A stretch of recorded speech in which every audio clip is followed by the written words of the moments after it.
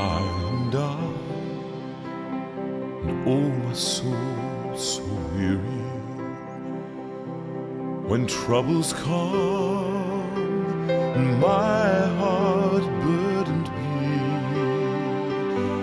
then I am still, wait here in the silence until you come and sit a while.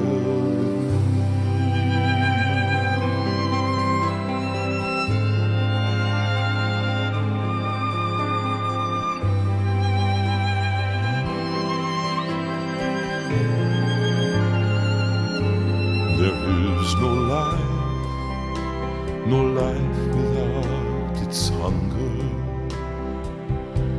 Each restless heart beats so imperfectly. But when you come and I am filled with wonder, sometimes I think I glimpse eternity. You raise me up so I can stand on mountains. You raise me up to walk on stormy seas.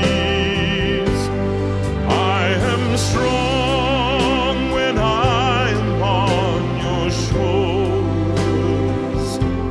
You raise me up to more than I can be.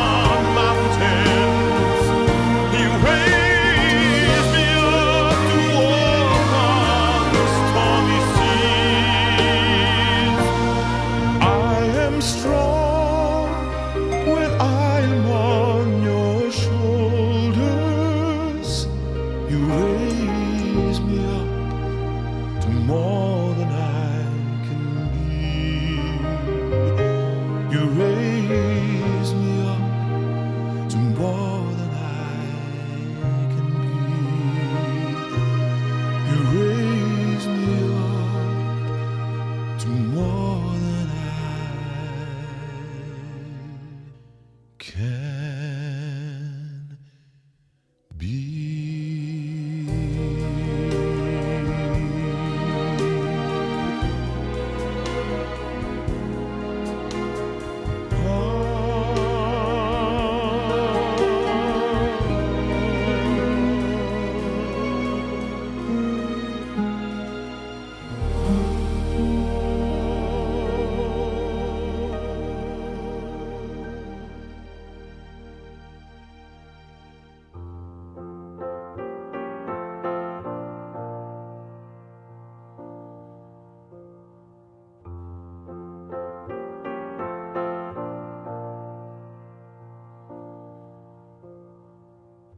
Good night, my angel, time to close your eyes and save these questions for another day. I think I know what you've been asking me. I think you know what I've been trying to say. I promised I would never leave you, and you should always know, wherever you may go, no matter where you are, I never will be far away. Good night, Well, good evening, everybody, and welcome to another JV Live from the Steinway room. And on this evening, we have a moment when we can all, as a nation, unite together in a moment of reflection, a minute of reflection indeed, of silence, as we think about the nature of the loss that the country has gone through recently. Whatever you may feel about the royal family, whatever, is almost irrelevant. Together, what we do is we are momentarily thinking about what that will mean for us, what it's meant in our lives. We can reflect on our own grief. But together, we will do it, and then we'll go back to the show, and we'll have a great evening. But for now, I just say to you, a moment of silence for Her Majesty.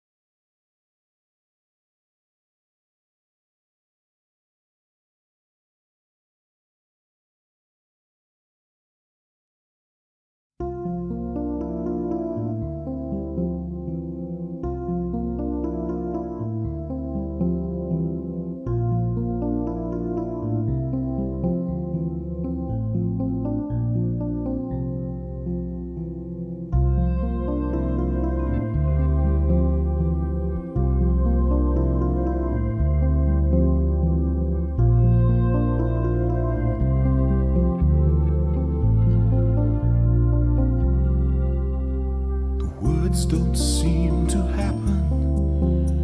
The music never comes. The story can't be spoken to speak what you have done. No, I can't believe you know me and love me just the same. Your light cuts through my darkness, and I'm reaching for the flame. Never let me go. Hold me in your love. Surround me by your strength in all I do. Oh, let my heart be true. Never let me go. I surrender to your fire. I see the power burning in your name, and I'm reaching out my hand to touch the flame.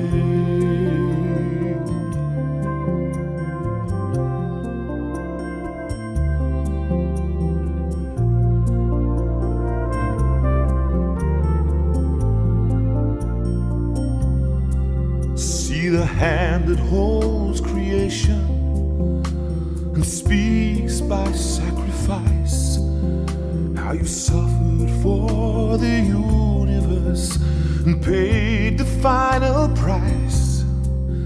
All my failures and my weakness, secrets and the shame, by your fire purified, and I reach to touch the flame. Never let me go, hold me in your love, surround me by your strength in all I do. Oh, let my heart be true, never let me go. I surrender to your fire, I see the power burning in your name, and I'm reaching out my hand to touch the flame.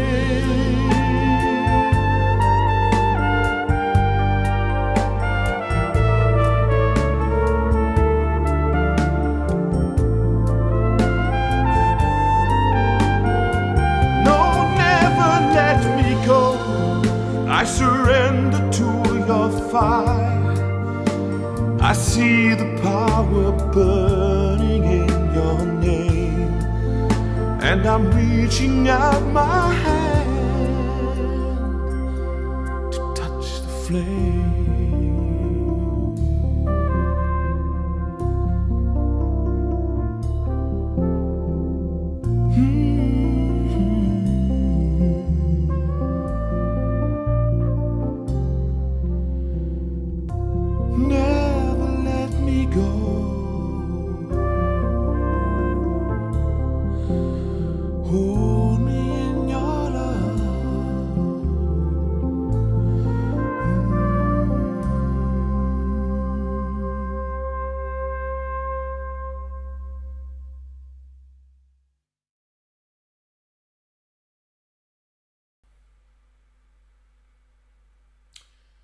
Well, we thought we'd give that as a little tribute, a song I recorded in 2003, Paul Field, back in the day. And we hope you enjoyed that. It's one of those songs, and I remember hearing it years and years ago, and I think actually it's just a nice reflective song. This one is another one that, before we get into the fun and frolics of the evening, and welcome to you all. And I think we see Sue in the screen as well. Can we say hello from Sue? I think she's coming up. There Hello. she is. There she is. Nice to see you. And how are you, Sue, doing this evening, Sue? Stressed? Yes. No, well, no more than usual. No more than usual. Well, It keeps us on our toes, ever to the end. we've been adapting, and we've got lots of things, and we've got the pleasure of having Rachel with us tonight. She's not working tonight, so Sue is which just is marvellous. here. Which is marvellous. And we're going to have Sue singing again tonight, Hopefully. which is great. And we've got a very special guest with us tonight, a member of the community who many of you know from his extraordinarily bad jokes, John Baum, who's going to be talking a little bit about his life and his forthcoming book. He's got a publishing deal, which is extraordinary. Former Chief Constable of the world, of the universe, and we'll talk about him later on. This one, but stay tuned for the whole evening because we got a lot of fun. Can I just say something? Yeah, go on then. I just want to welcome everyone tonight. Thank you for joining us in our Steinway room. Particular thanks to those of you who've joined us for the first time. It's lovely to have you with us. And I do believe that we've got Grant and Sarah with us, so welcome. Lovely to have you with us for the first time. So sit back and enjoy the evening. And anyone else who is new here this evening, hello, you're very welcome. And enjoy.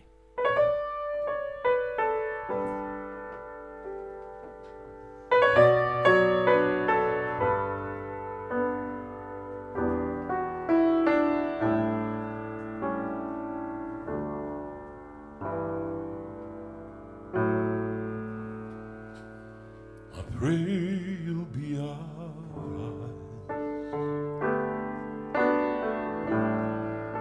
and watch us where we go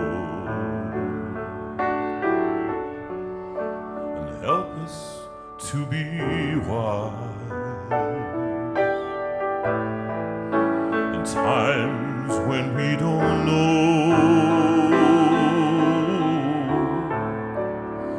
Let this be our prayer.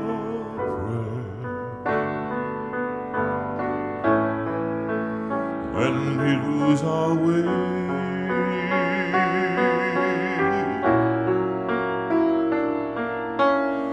Lead us to a place, guide us with your grace, to a place where we'll be safe. I pray we'll find your hand and hold it in our hearts. When stars go out each night, remind us where you are. Let this be our prayer.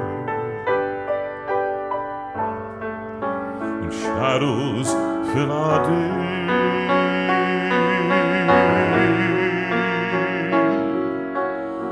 lead us to a place, guide us with your grace, give us faith so we'll be safe.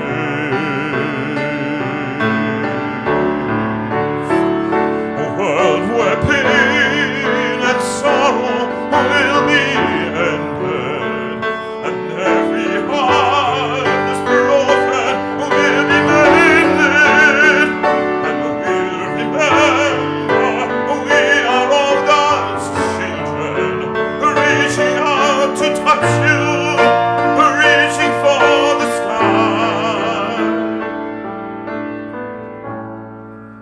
We ask that life be kind and watch us from above. We hope each soul will find another soul to love. Let this be our prayer, just like every child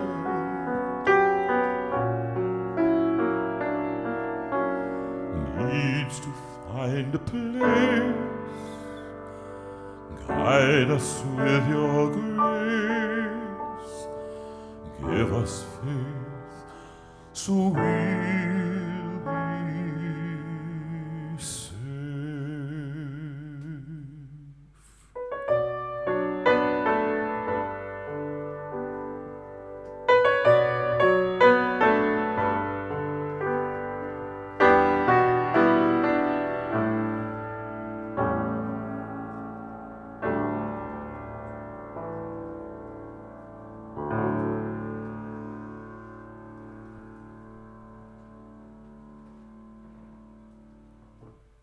That was rather lovely.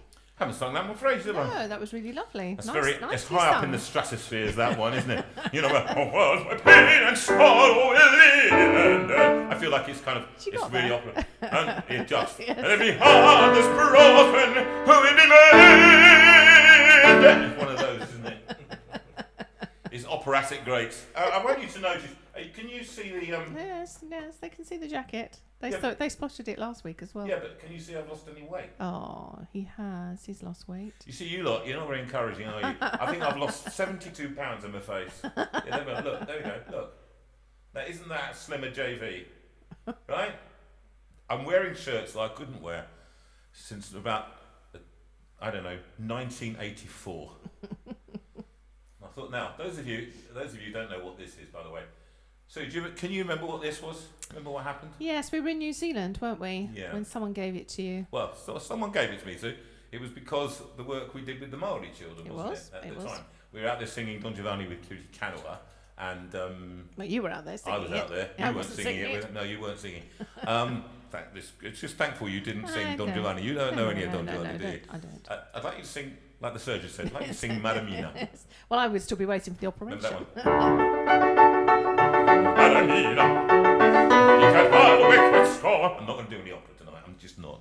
We did that the other night, and that was quite fun for people. We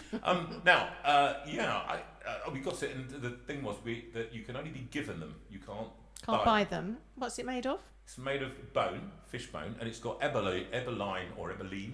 Abalone, abalone, Emmeline, abalone. I would have heard him, abalone. Whatever it is. And it's got that little stone in there, and one of them fell out, and I had to have it replaced. You remember that? I do. And it was down in Devon that they did this. They put this, and you're not meant to take it off, apart from when that is handed over to you. So the chief handed it to him, who handed it to me, a tribal chief, and now it gets. We had a great big conversation about it at the beach, didn't we, Sue? We did. We did. Some people spotted it and asked now, all about look, it. Sue, I've sung myself a lot of stuff tonight already, and I want to sing Stars, but I just wanted to do something a little bit. It's been an interesting time, isn't it? We had a conversation with somebody just tonight. Have you got all the notes? I've got it all yeah. here. I just want to kind of talk to you guys out here. And it's on the nature of grief. So many programmes have been recently on Radio 4, on LBC, people queuing, people not queuing, people feeling strongly against it or for it or whatever. And what makes people grieve? And one psychologist came up with the idea, and I think I buy this one, which is that we're not just grieving about the Queen. Oh, right. So you're saying what makes people grieve in the way that they have been over the last 10 why? days? Because, Okay. I mean, Sue, can I ask you, what is your grief? What's your grief over this time with the Queen? Is it? I think it tends to be a mixture. I think the Queen we thought would be around forever. We knew she wouldn't be, but it was still a shock that suddenly she died, and we weren't expecting that. I think if we'd felt she was having a long illness or even a short illness, we might have been a bit more prepared. So there was that. But also, I think it just brings into focus the other things that perhaps we're grieving for. So I think there's a lot of people who perhaps haven't grieved or have had a difficult time over lockdown. I think a lot of people, this whole outpouring of grief is not just about the Queen, but it's about their own losses, about their sadness and losses over lockdown. I think grief is very complex. Your father can die and you feel that you've dealt with it and you've grieved, and then all of a sudden your cat dies, and then you become completely hysterical. And it's not that you love the cat more, but I think the death of the pet perhaps but it makes you grieve in a way that perhaps you should have grieved earlier. It becomes a catalyst and for your own grief. Maybe this is a bit of a catalyst for people's grief. Why? I mean, I'm really interested in those people who don't know. Sue's got a background in counselling and all the rest of it. You didn't do grief counselling. I haven't done the training. I do in grief counselling more than counselling. Yeah, listening courses and various else, and that's what you've done. But I think there's been quite interesting observing it. Yes. Because I've been watching it, and you know how I felt about it, which is I felt that the Queen is a great person of God, who actually led in a family that has not been an exemplar of the virtues that they should have been showing. And I'm not a great fan, but I'm a great fan, always was a great fan, of what the Queen has represented and what she should represent. And also of her godliness. I've got to say this. Yes. So that I'm a fan of. I'm a big fan of. When I see the grieving and people queuing for 25, 32 hours or whatever it was, I kept saying to you, would you go up there? And I have to ask. And I know most of some of you have. And people can have. I just say, if you have gone up to do the queuing, could you write in? No, we'll try and pick it up at some point. But we spoke, and this is more interesting, and I think, Sue, you've got the notes. I saw a post that many of you may have seen, shared by our own Sharon Bai, of the community, who's helped so many people in the community. She's a practical woman, just gets down and does it. And she lost her own brother, Chris, who was at university with me all those years ago. And Sue went to the funeral. I couldn't go. I was working. I was teaching. But just share a little bit. It was fascinating talking to Sharon, because she went up on Friday. Was that Friday she went up? Very suddenly, about 10 o'clock at night. And she was saying that she had gone up to stand in the queue for the Queen Mother, and so she felt that she would like to do it as and when the Queen went. But she also felt that she was doing it because it was something her mother would have liked to have done. It's something perhaps her brother would have liked to have done, or she would have liked to have done it and shared it with her brother Chris. And again, I've heard that from a lot of people, that actually it's been something that they have felt about the rest of their family would have done it, and so they would like to do it.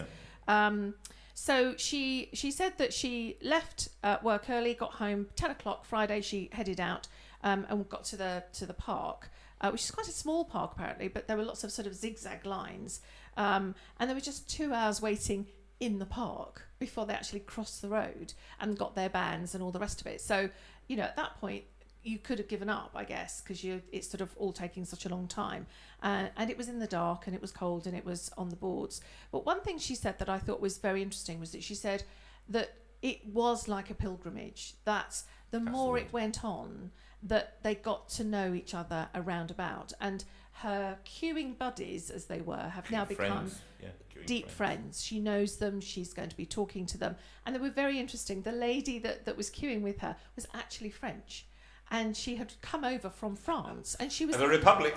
She was completely distraught that the Queen had died, and she was desperate to be queuing. And there were a couple of other people that they got on very, very well with. One from the Navy. Yes. So that was David and Cheryl, and Celine was the lady who was French. And they basically did this journey together for 14 and a half hours. And she said they got under the London Bridge, and they were stuck under London Bridge for about 1.5 hours in the cold, in the sort of wee small hours of the morning, really, just before dawn. Don't start. That's a cue for a song. And, you know, just I'm in deep awe of this, because I can't imagine actually doing that, standing in the cold, getting stiff, getting cold. And she said that a number of people were getting a bit wobbly and saying, I don't think I can do this anymore, at which point the people around them helped really well to sort of encourage them and keep going. And they became this camaraderie of, yes, we can do it all together.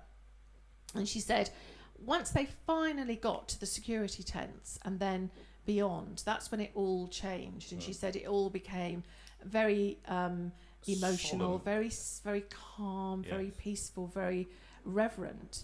And she said that she said she just wanted to say thank you to a lady that she had admired for her servitude and her concept of duty to the utmost, which I thought was really lovely. Lovely. She was quite moved, and she's queued for 14 and a half hours. And she said every part of her aches. And she said, I thought, and most of us said at times, we are completely mad, bonkers, which is what I have been saying all along, which was, these people are completely mad. Why would they do this? Now, and I couldn't get hold, and I was not, and I loved, I loved the Queen for what she'd been, actually. But I could not, with all my aches and pains. I thought, goodness, but she said there were people in the queue with sticks and 85, 91-year-old. They were there with children, babies in. I don't know how responsible that was, but that's that's another thing. But it was an interesting thing where people, a public show of grief, a community, and I think this is a communal sense of grief. But I think it also represents, and this is my own theory, it's not just about losing a queen, it's about losing continuity in a community. And when a community loses its centre, that's what, and I think she's proved to be, for many people, a centre. Sue, are there any comments that are coming up? There's lots of comments. I just picked up Gareth. He said, it isn't about grieving as such, is it? It's about grieving properly. So many people can't bring themselves to use the word died, so we use cover-up phrases like passed over, fallen asleep. I even heard a TV presenter who said how nice it was that the Queen was in her coffin in a place where the curtains were open so that she can wake up in the morning and see the flowers. Part of faith for those who have it must surely be about owning the truth of death, so people can grieve well in full acknowledgement of what has happened.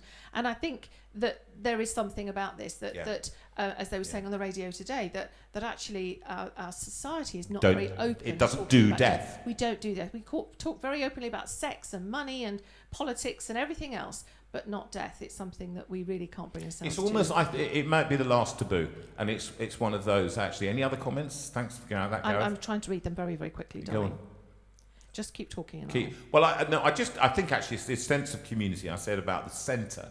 The centre, there's a lovely poem by W.B. Yeats, he's a bit intellectual. He says, the centre cannot hold, mere anarchy is loosed upon the world. In other words, actually the falcon cannot hear the falconer.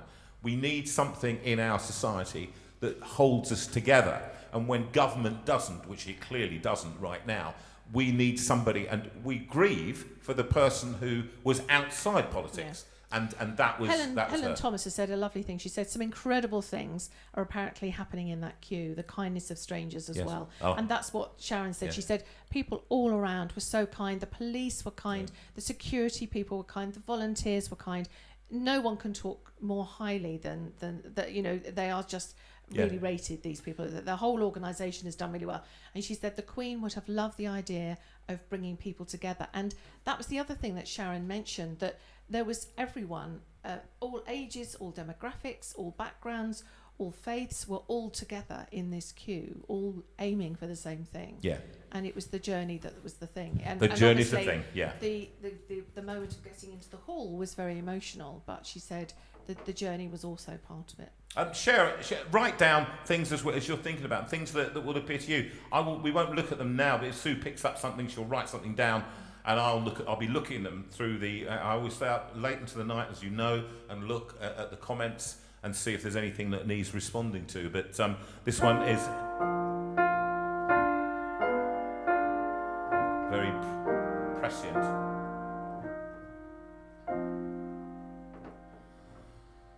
Why should I feel discouraged? And why should the shadows come? Why should my heart feel lonely and long for heaven and home? When Jesus is my portion, a constant friend is He. His eyes on the sparrow, and I know He watches me.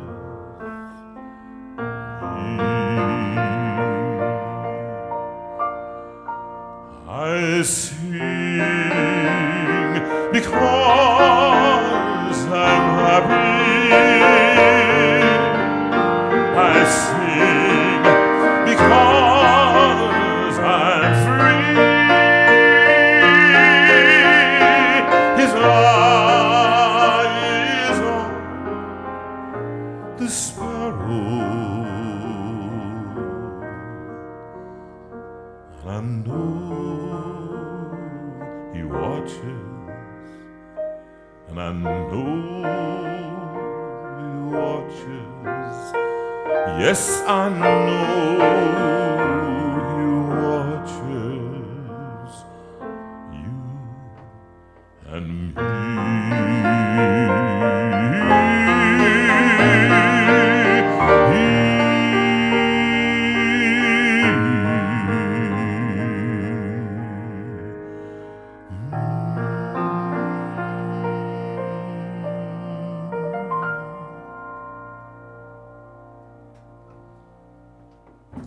You know what I want to do now? What do you want to do, darling? I would love to do, Rachel, if you're up to this, I'd like to do Here Is Love. Now, I believe that is for somebody else, isn't it? Who is that for? Yes, so Sarah Porteous, you asked for this for your lovely mum, Dawn. And I think she was 60 on Friday. So you said that she loves this song. So happy birthday to Dawn for Friday. Great. Here we go. Now, this is in two parts. This song for you. Here it goes like this.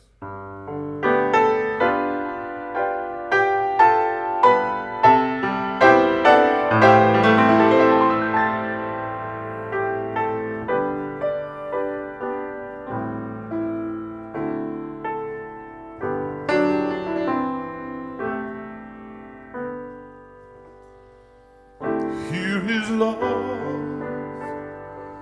vast as the ocean, loving kindness as the flood,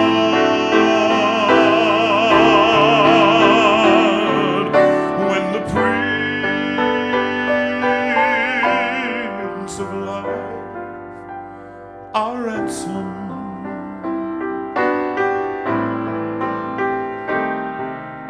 shed for us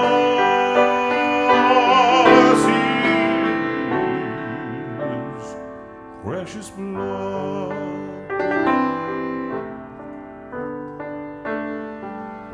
Who His laws will not remember, who can cease to sing His praise?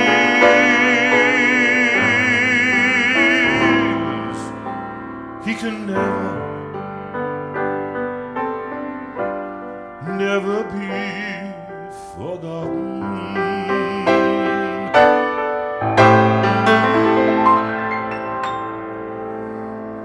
Throughout heaven's eternal day.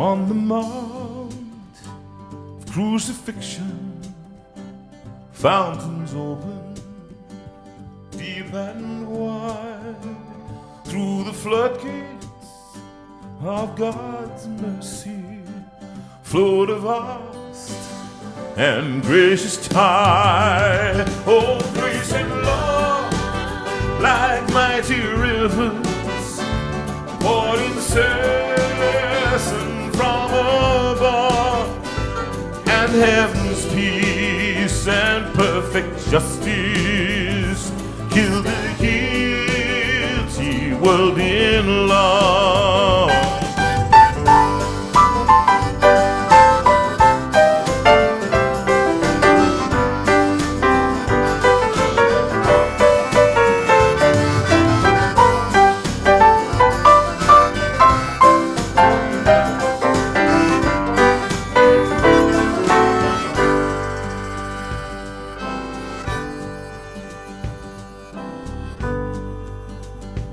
Let me all your love accepting, love you ever all my days. Oh, let me see your kingdom only, and my life be to your praise. You alone shall be my glory. Nothing world I see, you have cleansed and sanctified me. Oh, you yourself have set me free.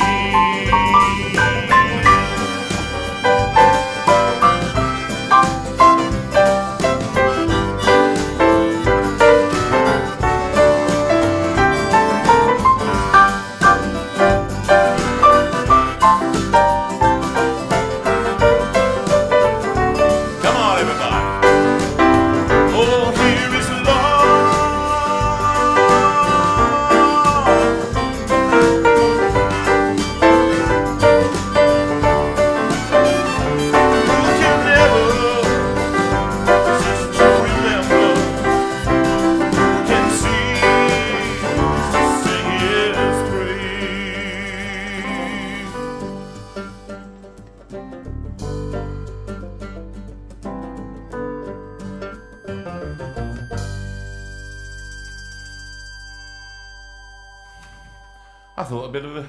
Well, that was fun. That was fun. We A weren't little bit of- expecting that, including Rachel. No, Rachel was definitely expecting it, but we did it just before, so that was lovely. Well done, Rachel, and a bit low of a heart for Rachel, please, because she's working so hard tonight. She's worked so hard, and getting things and putting things in. You've come to expect this from Rachel now, and it's actually it's a big thing that she does, a big thing, okay, and she makes it work, makes it look easy, and then when Sue does it, she makes it look easy. Sue can't do certain things, but she can do loads of others. Shall I do stars and then we'll have a... That would be good. And I want to dedicate this one to Owen and Jackie Lamb. Your wedding anniversary was on the 15th, so that was Thursday, wasn't it? And you were 43 years old together, so congratulations. And Owen just wants to tell Jackie that he loves her. Oh, that's very moving, isn't it? That's lovely. So congratulations, lovely people, last week. Here is a song called Stars.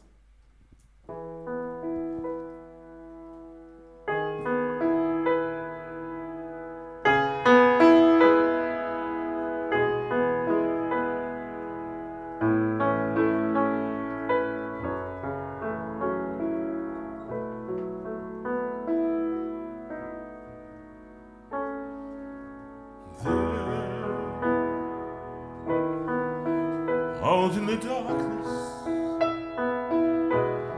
a fugitive running, fallen from grace, fallen from grace. God be my witness, I never shall yield till we come face to face. Till we come face to face. He knows his way in the dark.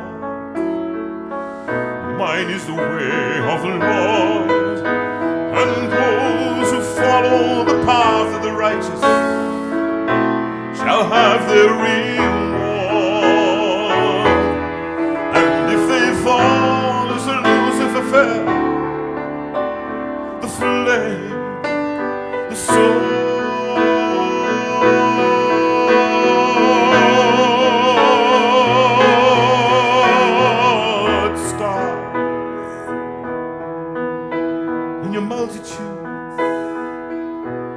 scarce to be counted,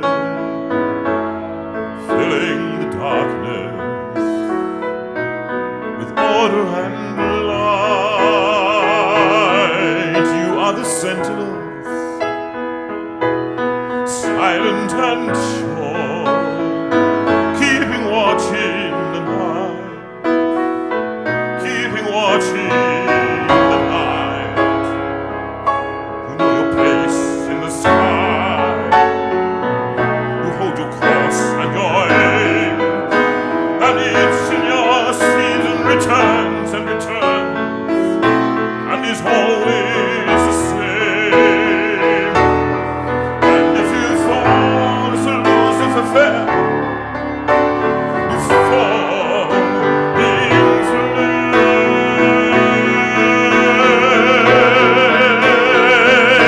And so it has been, so it is written on the doorway to paradise. And those who falter and those who fall must pay the price.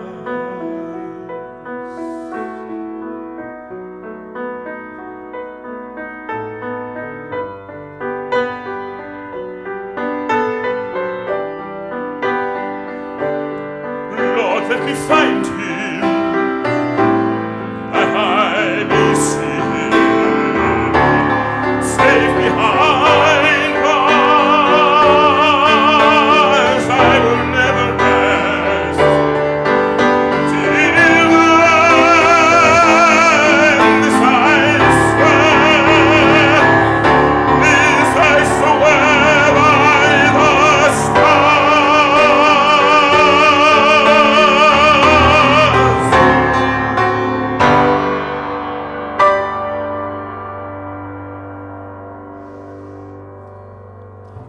will do. And now, as if by magic, a little video of me singing. This is what you can get if you come to see me in a show. Come and do a show in your church, or come and see Jonathan do a show, and you will get something as like splendid this. as this.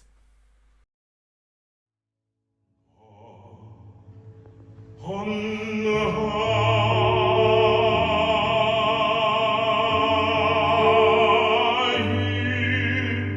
my prayer,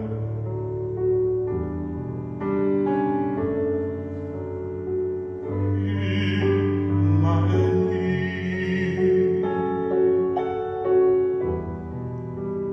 You have always been there.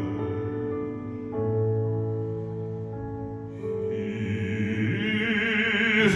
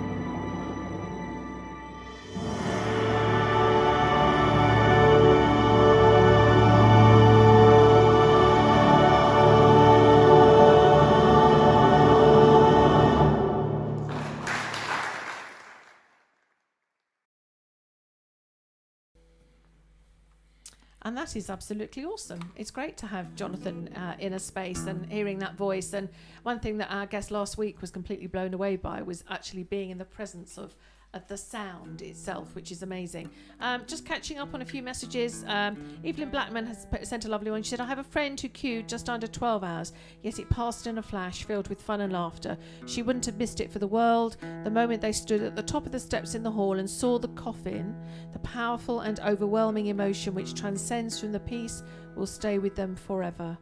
A moment, a day, and a piece of history which they were privileged to have been part of. I personally was very touched by these reflective thoughts. Absolutely. Absolutely beautifully put. Yeah. And Jonathan is now going to sing a song slightly differently to the way he would normally do it. And I want to dedicate this to Helen. Helen, you've had a bit of a rough week. And so I thought this would be lovely for you.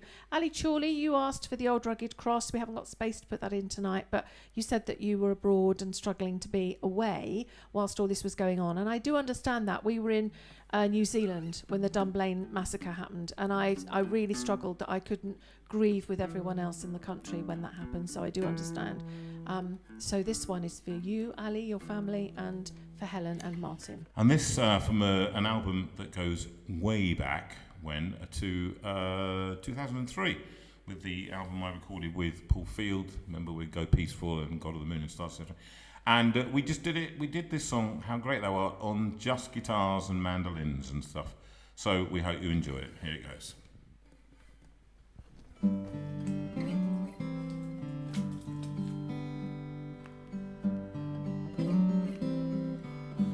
O Lord my God, when I in awesome wonder consider all the works thy hand hath made, I see the stars, I hear the mighty thunder, thy power throughout the universe display. Then sings my soul, my Savior God, to thee. How great thou art, how great thou art. Then sings my soul, my Savior God, to thee. How great thou art, how great thou art.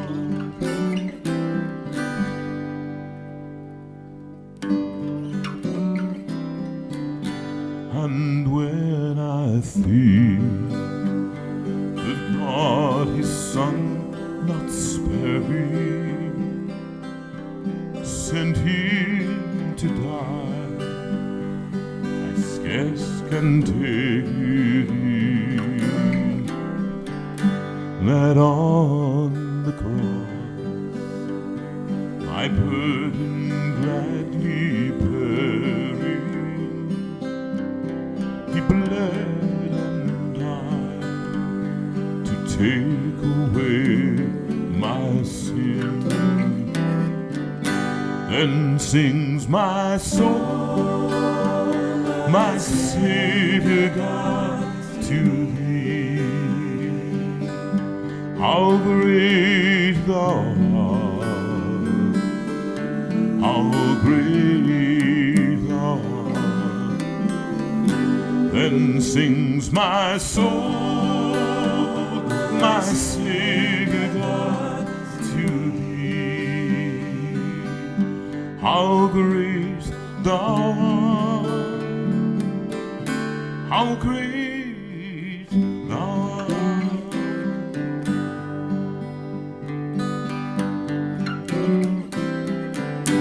When Christ shall come with shout of acclamation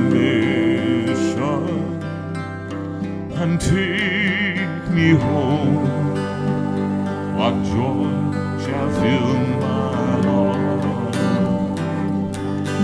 Then shall I bow in humble adoration and there proclaim, my God, how great thou art. Then sings my soul, my Savior God, to thee. How great thou art, how great thou art. Then sings my soul, my Savior God, to thee. How great thou art, how great thou art, how great thou art, how great thou art.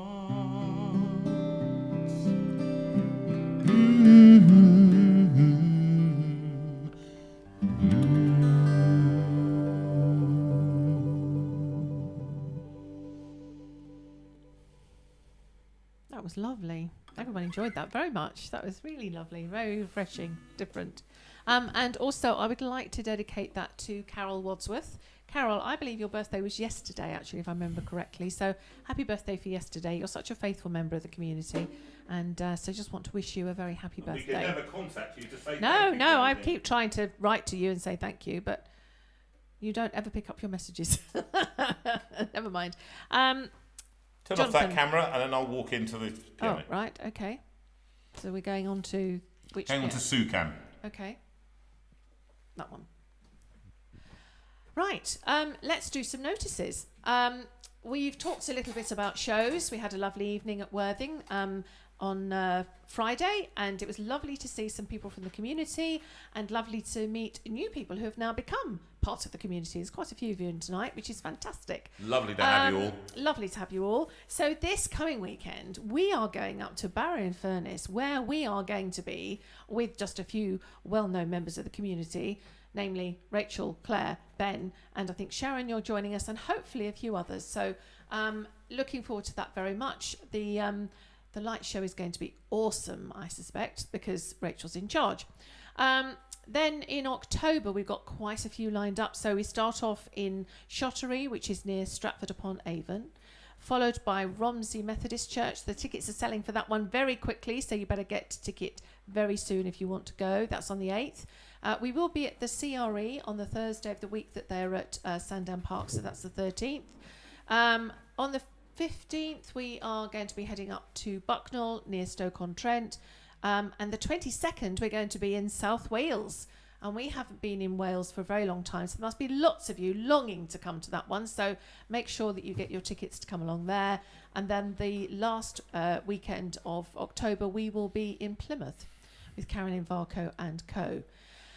Into November, we will be in Lincolnshire, followed by Sheffield, followed by Bolton-on-the-Water, followed by JV and the band in Portsmouth. Now, I know a number of you are very interested in that one. The information and the tickets will be going live on the 23rd, so not before then. So that's the 23rd But this month. it's going to be well packed, I would imagine. Yeah, so get your tickets quickly. It's going to be a great Christmas evening. 23rd of this month, which is, I think, Friday. Yes, next Friday. And then our Christmas one is also like Christmas. in Stoke Gifford, and that will be fun. That's near Bristol, and that will be a lot of fun as well. If you want to get tickets, if you want to find out more information, then you need to go to www.jonathanveira.com. There is a calendar there, and that should give you all the information that you need, but that's fine. Let's move on to, Rachel's put up this, the dates that we are planning to be back in the Steinway room over this busy autumn. So the next time that we will see you all, unless we see you at a concert live, will be on the 9th, and that's going to be the 9th of October, and we'll have Sue Rinaldi in that night. Followed by, at the end of the month, we will, on the 30th, we'll have Bryn Howarth in. So that's the 9th and the 30th. November, we are going to be the 6th, the 20th and the 27th. So we yet to decide on who the guest is on the 6th, but we'll have Steve and Becca Legg in on the 20th, and our lovely friend He'll be doing Ian. some magic, I have no some doubt, magic, I'm and sure. he'll make his wife disappear. And then Ian Hamilton, our good friend, former CEO of Compassion and a very canny Scotsman, on the Compassion 20... was a charity, it's just charity, people that know, yeah. a big children's charity we used to work for. And the 4th of December, we're going to have lovely Mark Edwards in playing the piano, and that's going to be a great evening. And we will do a Christmas one on the 11th, I'm pretty sure. Yes. Pretty sure. So let's have a think about social media. Now, I believe that we are 2 subscribers off 800 in YouTube. So please, come on, do it tonight. If you're in YouTube and you're not subscribed to Jonathan's channel, all you need to do is to click on the blue thumb, tap subscribe, and then hit the notification bell. That will mean that you don't have to pay anything, but what it means is that we get access to more and more stuff that means that we can make it more tech. We can make it even better for you. So please become part of the YouTube community by subscribing, and then you'll get notification of any little videos that are going up. And this autumn we have got one more have already joined, so we're one off 800. Let's get through that 800. Shall I do it? Oh no, I'm afraid I can't do it. Can't do it from my own I think self. I've probably done it from all our... You can do it from all your accounts as well. Yeah, but that doesn't count. I don't care. No, I know. I want people to join genuinely. Just because they want to. I understand. I don't want to be like the Conservative or the Tory Party or the Labour Party, adding members that don't exist. Come on, let's not be like that. If you want to contact me, I'm on sue@jonathanveira.com. And Rachel's just going to put that up now for me. So that's sue@jonathanveira.com. And if you want any information about concerts or any information about the CDs or anything else, just write to me there. If you want to look at what CDs we got available, what books we got available, they are all in the shop on the website. So you can go there, you can have a look, you can listen to some of the tracks, and you can order them. If you have a problem with that, then contact me on sue@jonathanveira.com. But the website has got all the information, all the CDs, all the books, and just go there and order what you will. Jonathan will sign anything that gets sent out. And we met somebody the other day who didn't know that we could do it online. And they said, "How do you do it?" Well, we might actually do a little video of you coming up, which shows you how to order online, how to go to our site, how to listen to the tracks before you buy, and then to buy it, and books as well. The same thing. All right. Now I think actually, are you done? Oh, you got a friend trust. Got a friend trust. Mustn't forget, got a friend trust. If you are someone who is donating, thank you very much. We are very, very grateful for every single pound that you give to Got a Friend Trust, because it really helps people. And goes straight to the people. It goes straight to the people, so it doesn't pay anyone else. But it is purely an arm round charity. It's something to say to you, you are seen. We recognise that you have difficulties here.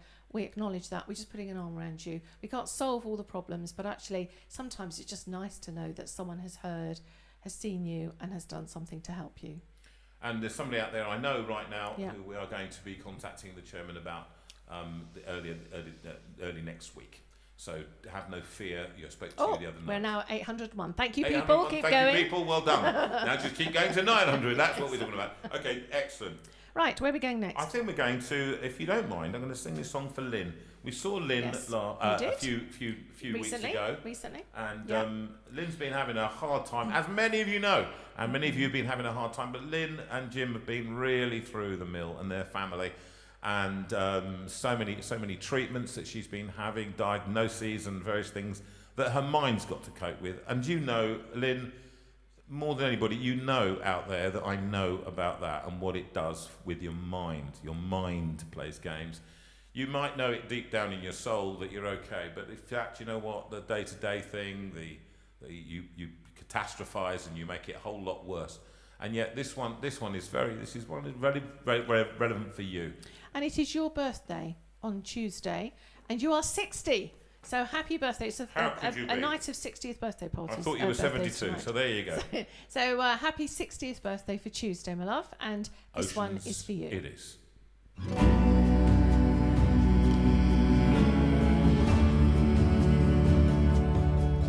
This one is on the album It Is Well, recorded in Nashville in Tennessee. Here it goes like this.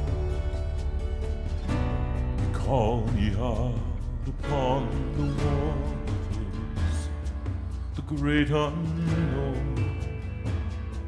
where feet may fail. And there I find you in the mystery, in ocean's deep, my faith will stand. I will call upon your name, keep my eyes above the waves. When oceans rise, my soul will rest in your embrace, for I am yours and you are mine.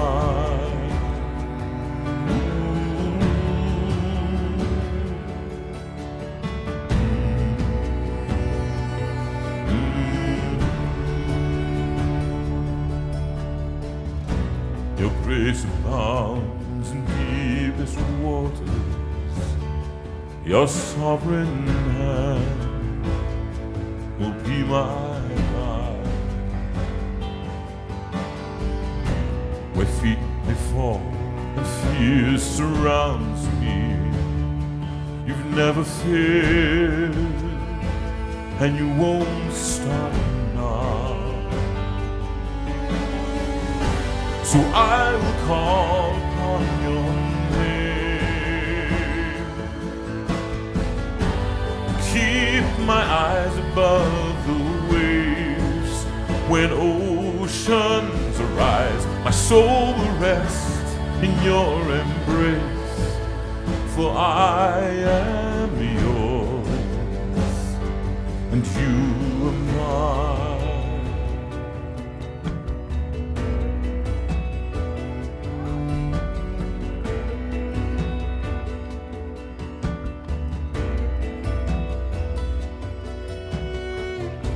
Spirit, lead me where my faith is without borders. Let me walk upon the waters whenever you would call me. Take me deeper than my feet could ever wander, and my faith will be made stronger in the presence of my Savior. Spirit, lead me where my trust is without borders. Let me walk upon the waters wherever you will call me. Take me deeper than my feet could ever wander, and my faith will be made stronger in the presence of my Savior.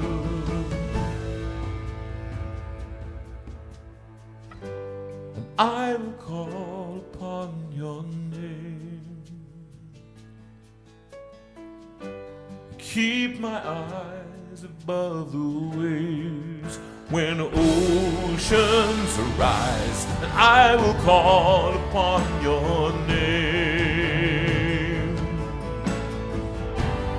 keep my eyes above the waves.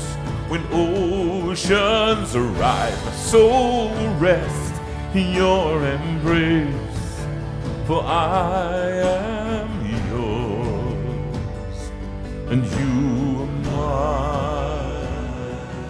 Ooh.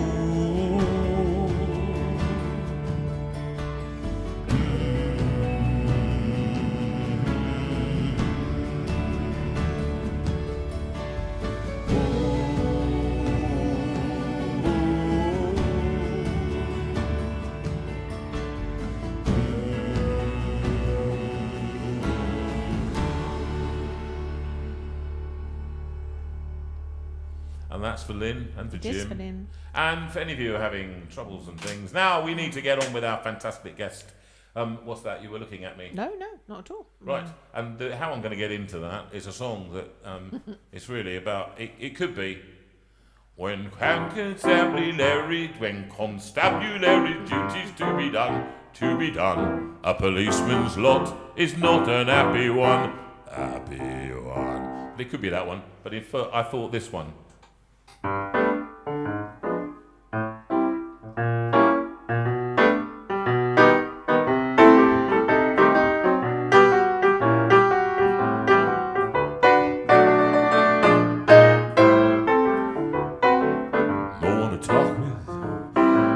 myself.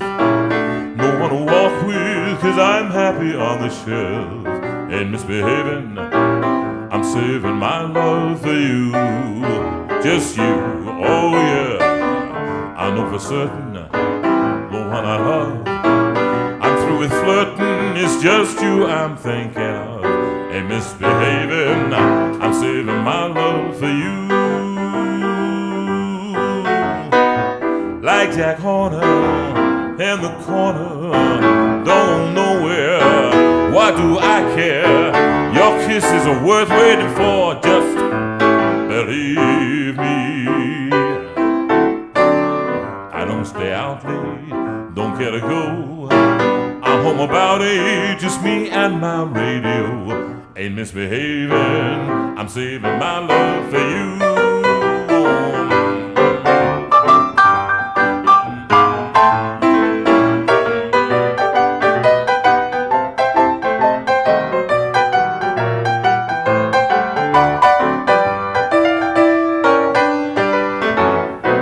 Like Jack Horner in the corner, don't go nowhere. Why do I care? Your kisses are worth waiting for. Believe me. I don't stay out late, promise I don't get a go. I'm home about 8, just me and my radio. Ain't misbehaving, I'm saving my love for you,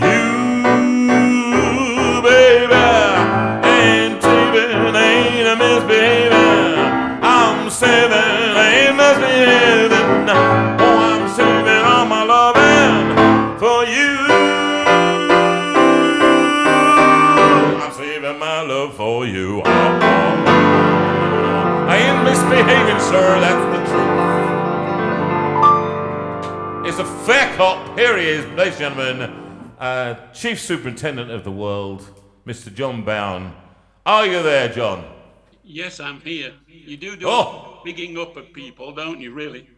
Well, I like, one has to, you know. Now, listen, I'm going to try and slip into your accent, because when I came up to see you, I have to say, it took us around about 2 days to acclimatise, and we were only there for 1 day, so we didn't understand a word you were saying, nothing, for around about a day and a half. And your brother, as for your brother, oh my, thee and thou, you were talking like that, weren't you, the whole time? Yeah, nobody can understand him, yeah. No, it's true. He's old Derbyshire, isn't he? Absolutely, yeah. Yeah. John, tell us where you are, exactly where you are at the moment. Well, I'm sitting in our living room in a 500-year-old farmhouse on the hill in the hills of Derbyshire, overlooking the Amber Valley. And this house is 500 years old, but I'm not. We've lived here for about 28 years, and it's a lovely place to be, as you know, because you've stayed here with us. We have indeed, and what a pleasure it was, Margaret and you cooking up a storm, the most wonderful roast dinner. You are the most hospitable couple, as many from this community attest. You've got a wonderful family. Part of your family live there, and I know that actually, when we came up, I just have to say that it was the most splendid time, wasn't it, Sue? It was wonderful. One of those wonderful times that we won't forget, and I think we're coming up to stay with you again when we're coming up just before Sheffield. Before Sheffield. Yeah. You are indeed, and you're delightful guests, so you're very welcome. Oh, great, thank you. You're very kind. Anyway, John, you know, I had you on not so that I could pat you on the back and tell you you're very good for a 500-year-old man, but I got you on for a number of reasons. I think because you're an interesting person. I love people with stories, John, and I'm convinced that you press anybody a little bit that out comes a wonderful story. And you have so many stories to tell. Between you and your brother, I think there's nothing stopping you, is there? No, there isn't. Tell us a little bit about where you were born and what happened, and how it led to you becoming. What was your final position before you retired? I was a superintendent. I was head of training for the Derbyshire Police. My goodness, that's rather special position that was. For how many years did you do that? Well, I only did that for about 18 months at the end. You know, we were in a bit of a mess. The Derbyshire Police were in a bit of a mess. The Home Office had not issued a certificate of effectiveness for a number of years. And in my first week as head of training, having been away from the force at the police college, Sir Geoffrey Deere came, the HMI, and he said to me at one time, the police training in Derbyshire was second to none. Now it's the bottom of the heap. Why is that? Well, it was the second day of my appointment. I was inclined to say to him, well, it's not my fault, is it? But they wouldn't have accepted that. So I said something about it being underfunded and we'd do our best to put it right. And so I had 18 months of trying to address those difficulties, which we'd got then a very good chief constable who was modernising. We did lots of things about helping decision making to be made at the right level and so on. It's too long a story for me to tell you in a short interview, but it is in the book. It's in the book. It's going to be excellent. And now, what led you to the police? Because you come from a very humble background. Talking about listening to you and your brother, it was a very tough. Well, yeah.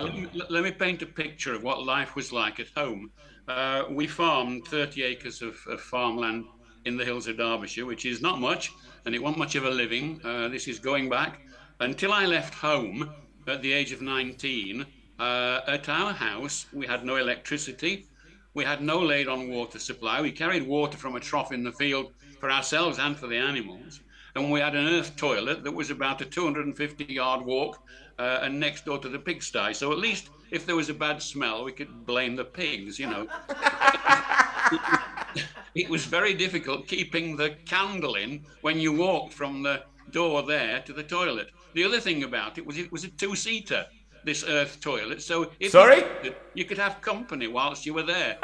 Never tried it out, actually. But, you know, you could have sat there holding hands and singing a romantic song about what was passing. You know, I knew I'd get you on, and I knew toilets would become involved somewhere. Yeah, well, it does not. It's something that happens. You know, even the Queen, and we've been talking about her, even she has to do that. So don't start. This is not the time to talk about. Don't break my long-held imagination that the Queen never did that kind of thing. No, okay. Now, I mean, John, just a side issue. But what's your feeling about all this with the Queen now and the police major operation up in London now? I mean, how did you feel when she passed?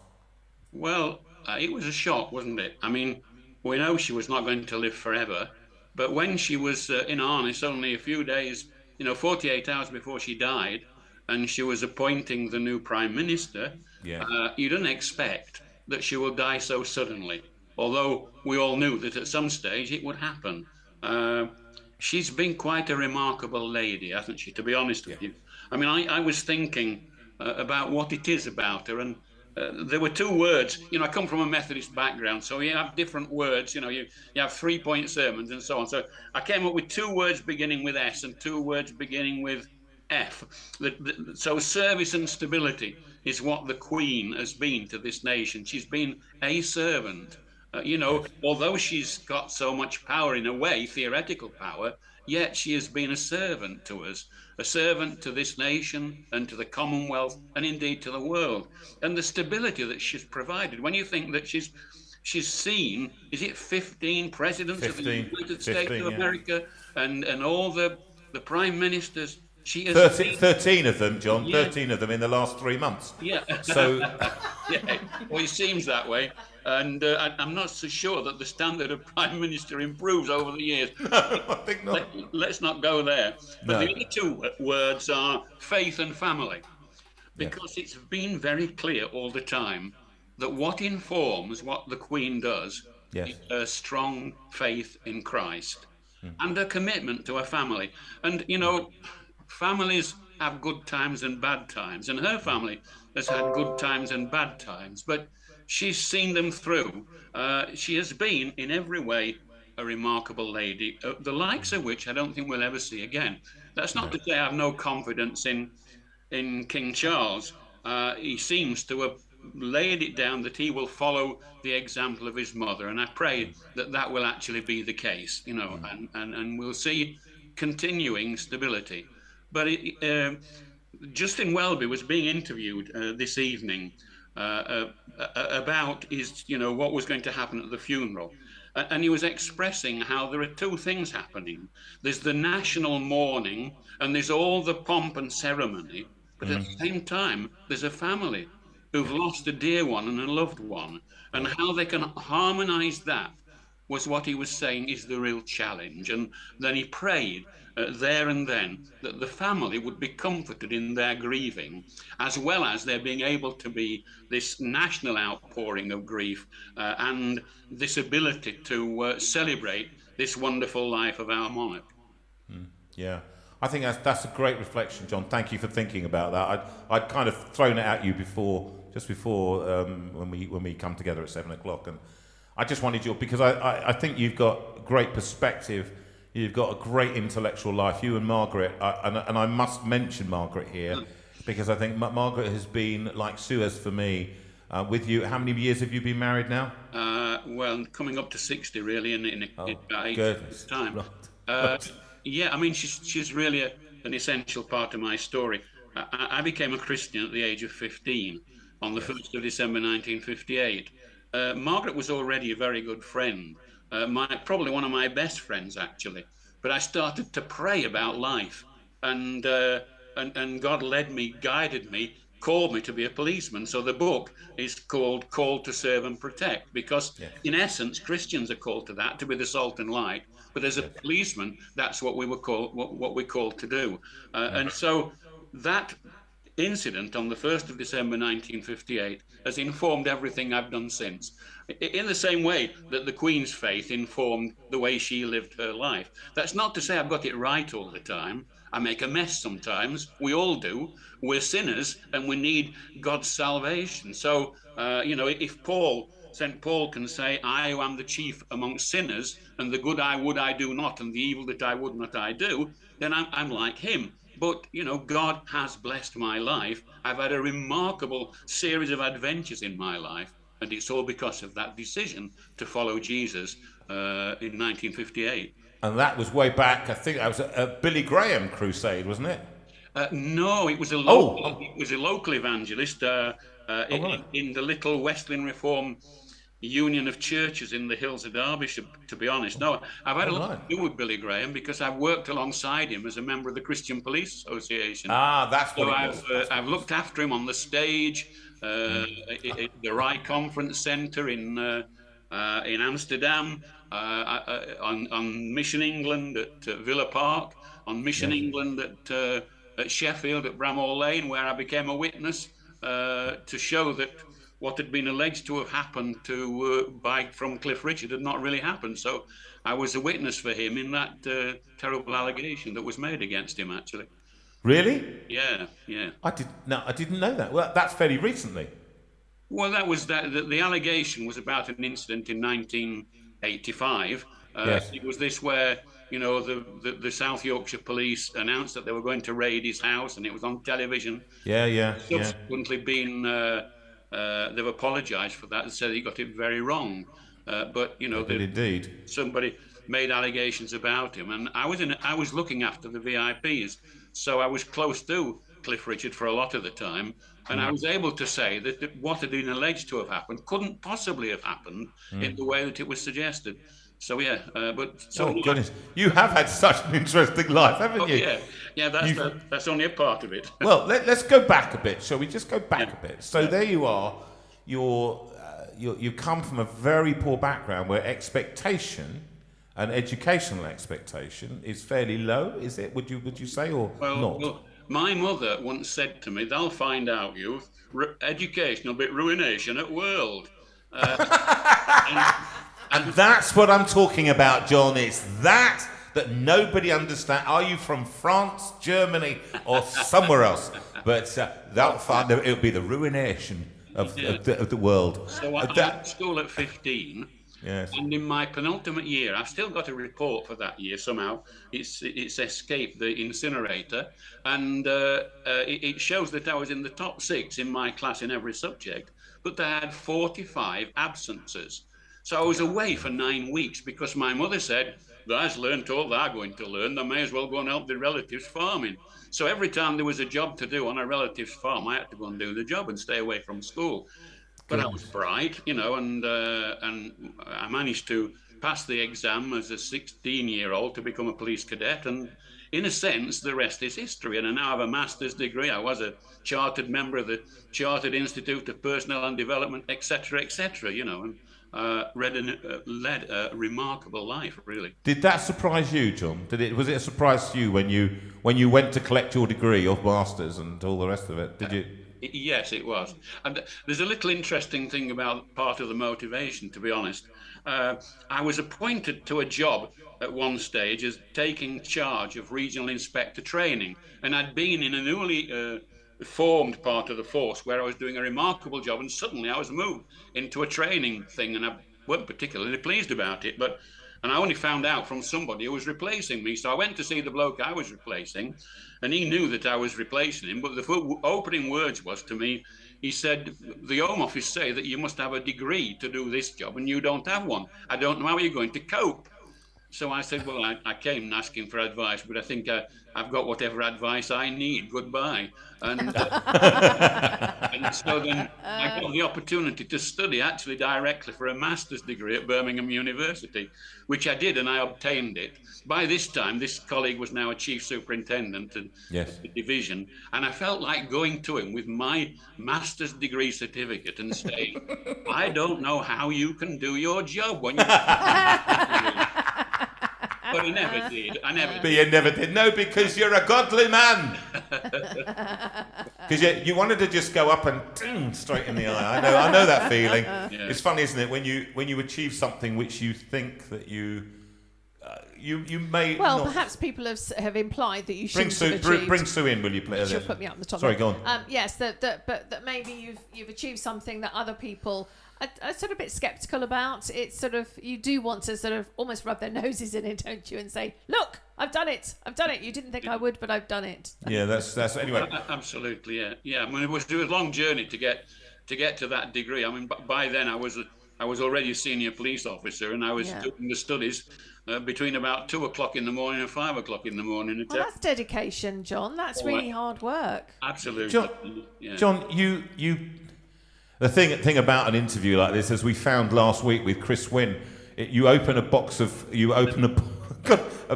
it's a kind of a Pandora's box, or it's a box of tricks actually, because out it comes, and so many stories. And when we were with you, it was so lovely to catch up on your life. One of the things that interests me about your life, you talk about becoming a Christian and instructed every major point in your life. Yeah. You said that, or words to that effect. Yeah, absolutely. And I think one of the times that you talked about, and it's worth sharing, is when you were abroad. You were abroad quite a lot. Yeah. Well, tell us about that. You were away from home quite a lot. No doubt Margaret was driven crazy, but and you know that that puts pressure on your marriage, and it puts it on your wife, who's got to look after everything in your absence. And there were some difficult times, but I wouldn't have missed it for anything. The first period was in Ethiopia. I was there from 1996 until 2000, and it's a matter of record that in a restaurant in Addis Ababa in April 1997, a hand grenade exploded about 8 inches from my right leg. Margaret was to my left, my colleague to my right, and it exploded between us, and we ought to be dead. But by the grace of God, as you can see, you're not talking to a ghost. I'm here. I happen to have a body full of shrapnel, but beyond that, I'm thankful that I survived. What happened? What happened? Was it thrown in by? Yeah, it was a separatist movement, the Oromia Liberation Front. We were dining in a restaurant, 4 of us around the table, one or two more people. It was early in the evening. I'd arranged this event to celebrate a successful conference that we'd held, and our wives had both arrived in the country, and I'd come across this beautiful Italian restaurant. So we were there waiting to be served. There was a bang, which I found out later was a Kalashnikov being fired at the guard outside, and then they came in. We didn't see them. They threw one to the other side of the restaurant where there was a table occupied, and one towards us. And the first thing I found out was that my colleague's wife said, "Oh God, it's a bomb." And I looked down, and a nice bright shiny hand grenade stopped to a standstill about 6 to 8 inches away from my legs. Oh my goodness! It was the smoke. Then the lights went out. I don't mean the electric lights. I mean, my lights, somehow it blew me unconscious. The next thing I remember was walking around and bleeding profusely, particularly between my legs. And knowing knowing the soldiers that had limbs blown off and not known about it, I thought I'd better do a quick check. And it seemed as though everything was there, although not fully functioning at that time. I had 30-odd significant wounds, and it was said that I lost about 50% of my blood. And Goodness, John.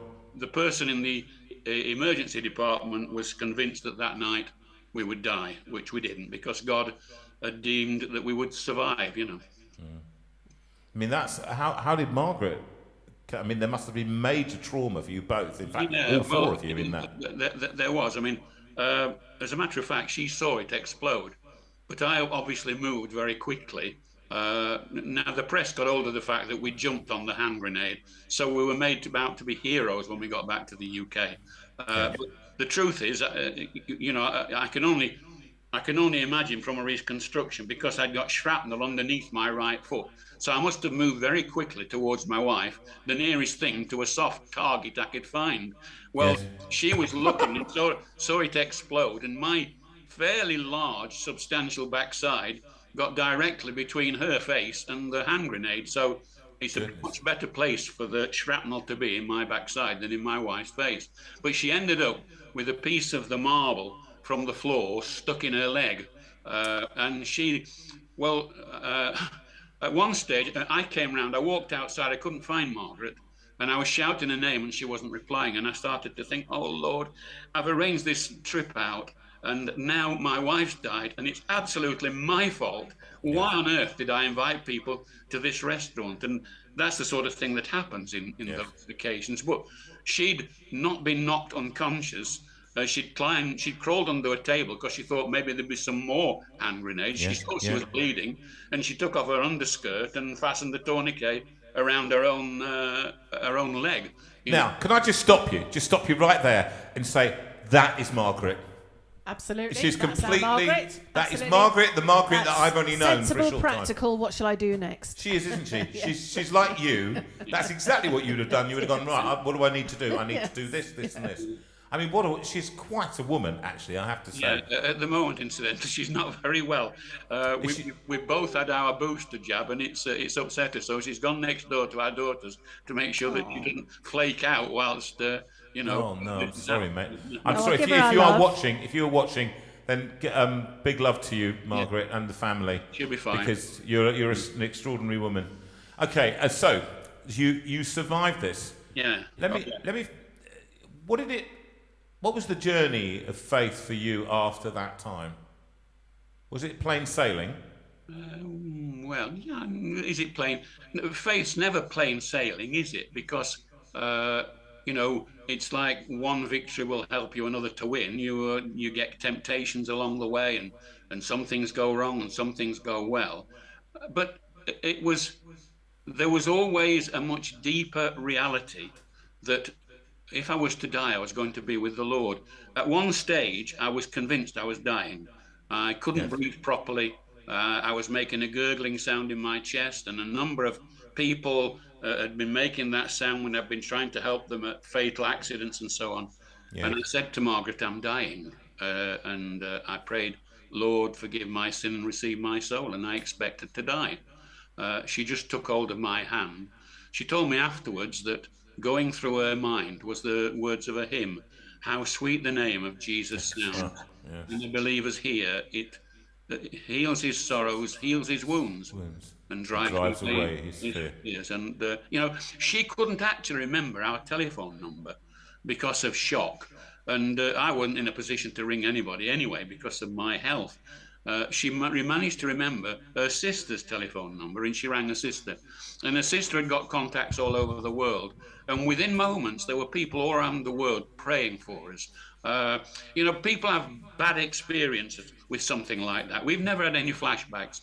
Two people in the week that we got home called independently to see us, prompted by God speaking to them to say, God said, come and pray with you that you never have any flashbacks. I don't have any dreams. I don't have any nightmares.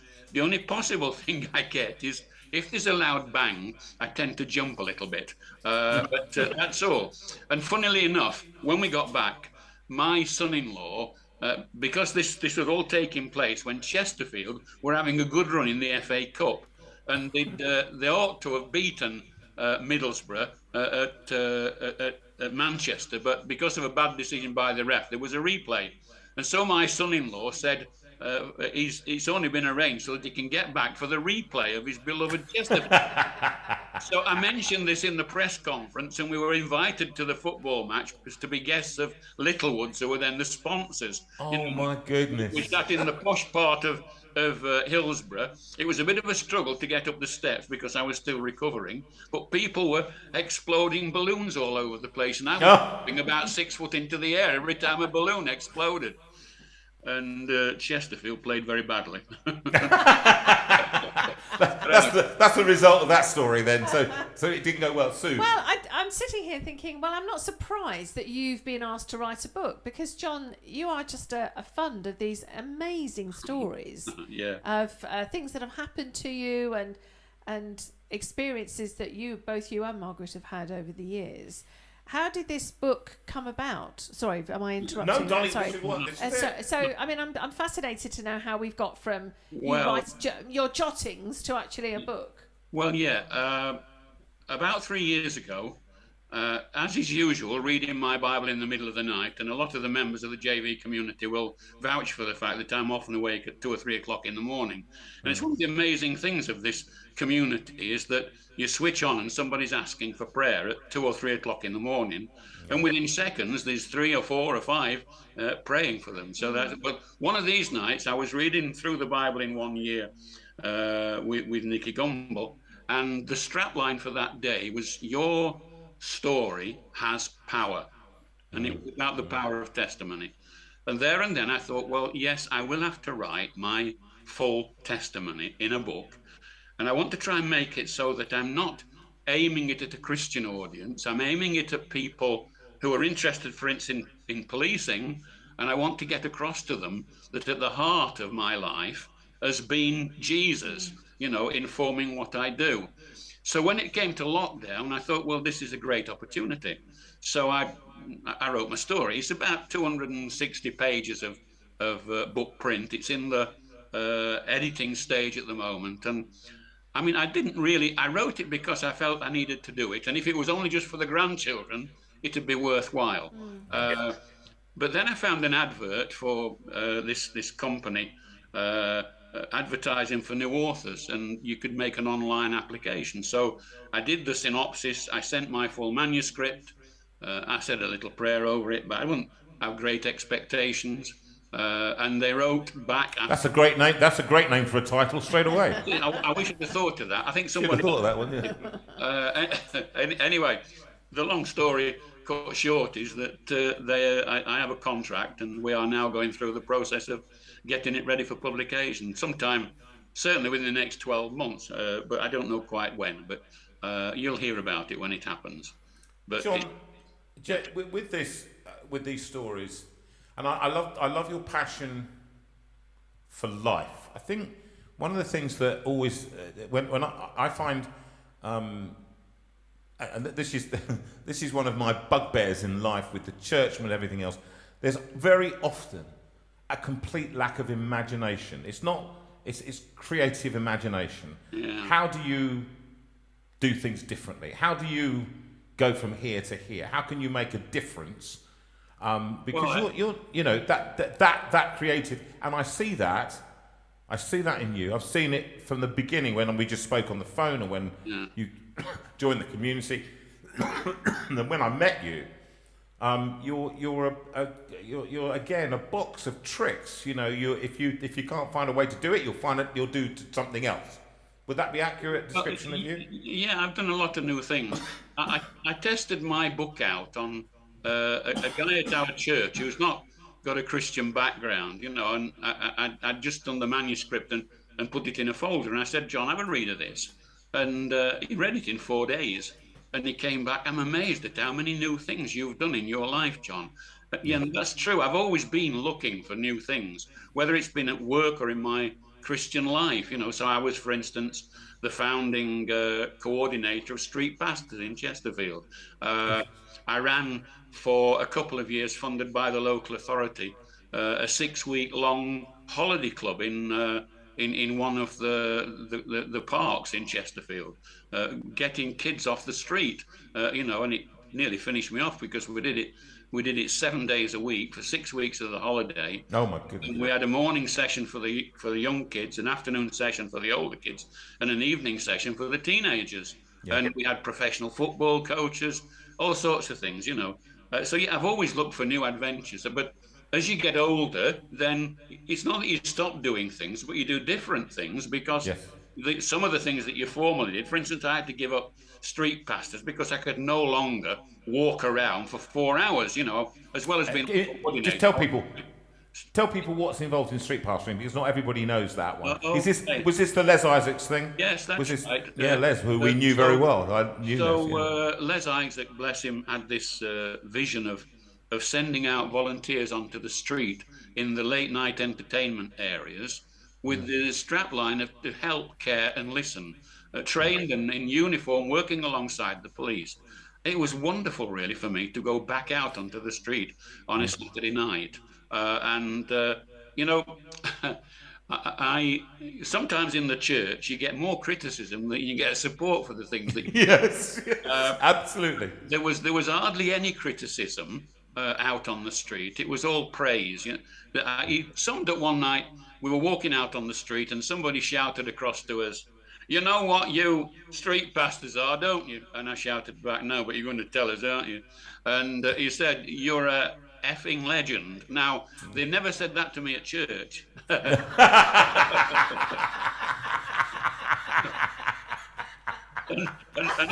why I love you, John. That's why I love you. And if they had, they wouldn't have known whether it was a compliment or an insult. Some of them, anyway. Bless them. No. So, I mean, the major requirement in the street pastors is to be able to deal with huge volumes of vomit. Because you're dealing with people who get sick. We picked up this young man in the churchyard. There's the famous Crooked Spire at Chesterfield, and it's got a big area around it. And this guy was sat on a seat, and he'd been vomiting, and he was in a mess. And we cleaned him up. We gave him some water. We talked to him. We brought him round a little bit. We contacted his dear mother, and his dear mother agreed to pick him up at the end of the street. So we've been looking after him for about 3/4 of an hour. And so we were arming him along, and we went past the front of a pub where some blokes had been sat outside watching. And this was about 11:30 at night. And one of them says, "Can you come back for me at about 2 a.m, mate?"